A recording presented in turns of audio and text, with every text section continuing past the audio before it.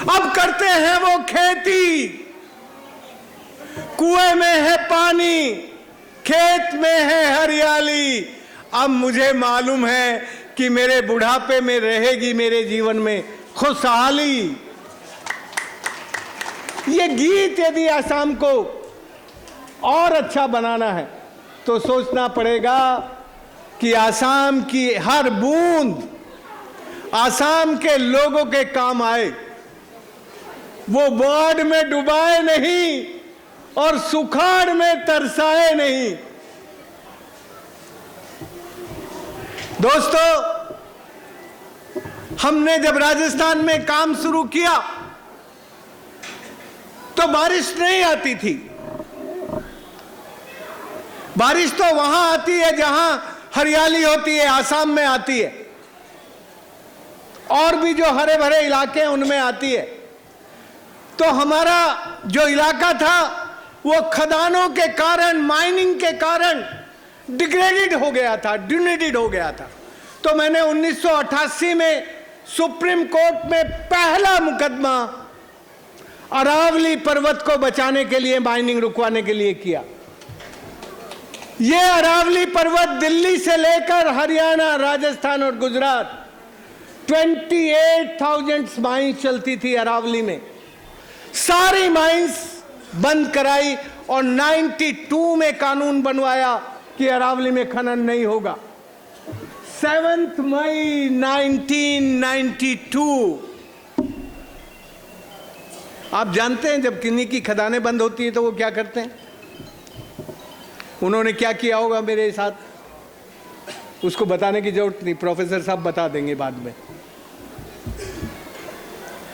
दोस्तों, मैं बस इतना कहता हूं कि आसाम एक सुंदर समृद्ध राज्य है और उस राज्य के समृद्धशाली चेहरे, जवान, वृद्ध, मैच्योर्ड, युवा बहनें सब बैठे हैं।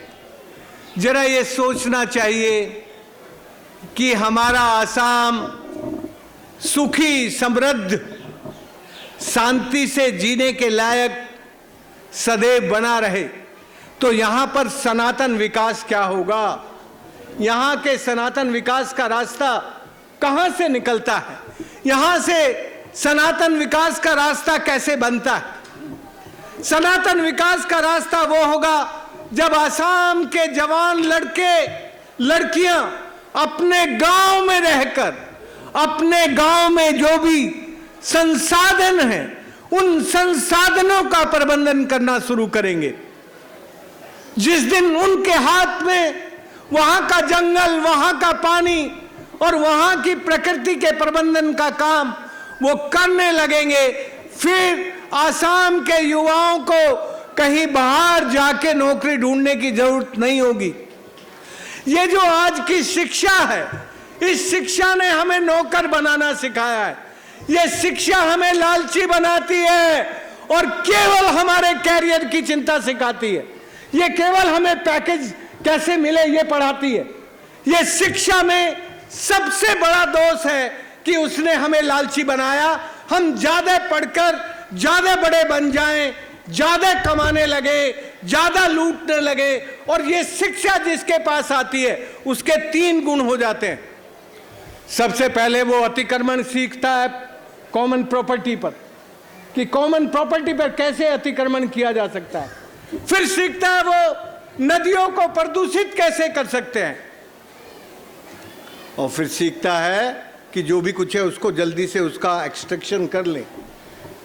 आज की टेक्नोलॉजी हमें मिनिमम टाइम में मैक्सिमम एक्सट्रैक्शन पढ़ाती है, और जो मैक्सिमम एक्सट्रैक्शन करना सीख जाता है उसको हम बेस्ट टेक्नोक्रेट कहते हैं। प्रोफेसर साहब, मैं आपकी तरफ मुखातिब होकर बोल रहा हूं, आप यही पढ़ाते हैं ना? आपकी यूनिवर्सिटी यही पढ़ाती है ना? प्रोफेसर साहब ने हाँ कर दी। एक मेरे सामने प्रोफेसर और बैठे हैं, अभिनंदन। मैं तुम्हारी तरफ भी बोलते हुए कह रहा हूं, तुम्हारा टिस भी यही पढ़ाता है ना कि जो जितना ज्यादा पढ़ जाएगा वो ज्यादा बड़ी नौकरी पा जाएगा, बस।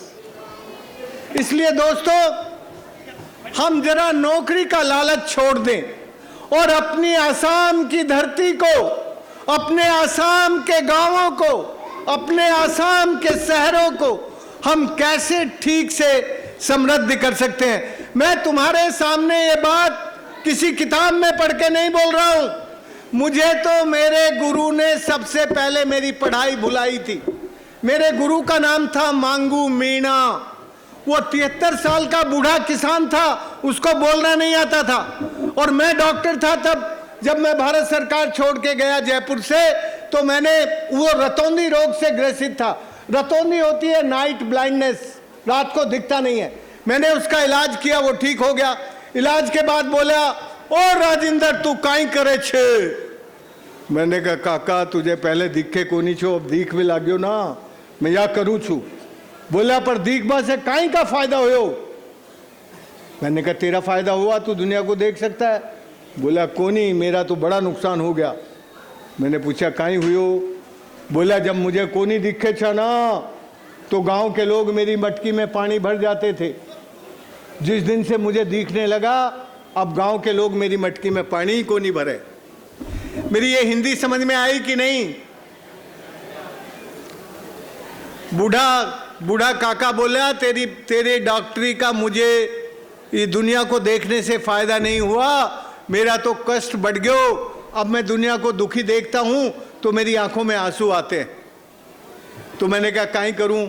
बोला तू पढ़ाई और दवाई, ये स्कूल सब बंद करवा दे और दवाई भी बंद कर दे। तो मैंने कहा फिर काई करूंगा?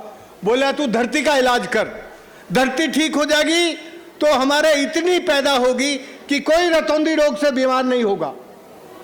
तो मैंने कहा मैंने आदमी का इलाज करना, मेरी उम्र तब 26 साल हो गई थी। मैंने कहा मैंने कितने सालों में तो आदमी का इलाज सीखा, अब धरती का इलाज सीखने में कितना टाइम लगेगा? बोला 2 दिन लागेला। 2 दिन? तो दोस्तों मेरे गुरु ने मेरी 2 दिन में 2 PhD कंप्लीट कराई।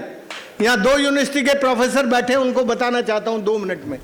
पहली PhD जो है, उसने चमड़े के चरस में बैठा के 25 कुएं जो सूखे हुए थे जिनमें पानी नहीं था, उनमें नीचे तार दिया और 5 मिनट बाद निकाल के पूछता था कुएं में कहीं देखा?